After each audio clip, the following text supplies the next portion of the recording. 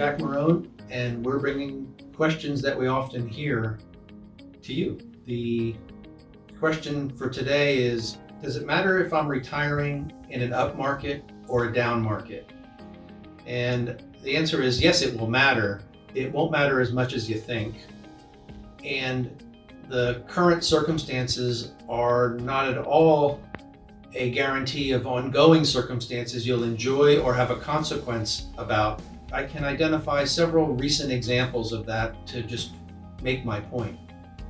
So in the past 20 years, we've had a volatile market. That's an understatement, but not as volatile as now was a time of, say, 2002.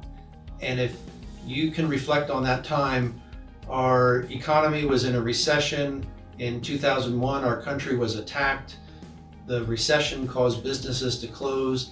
And if you announced your retirement in the summer of 2002, you might have been met with raised eyebrows by who you were telling because of how turbulent the market had been in the recent history before your moment of announcing your retirement.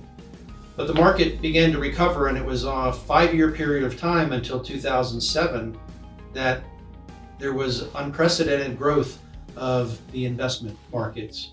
That is a very different time than if you retired in 2007 at the end of this period. And you certainly might have been met with congratulations and your accounts must be growing well, mine are too. So my point is, the most recent past is not at all indicative of what you will participate in the beginning years of your retirement. My 2007 example was the peak of the market at that point was in October of 2007, and then rumblings about problems with mortgages and the great recession that came upon us through 2008 and reached its bottom in 2009. So you may think you're retiring at a high, and the very next thing that will happen to you is chaos, or you may retire in the midst of chaos, and the very next thing that might happen to you is several years of impressive growth of your investments.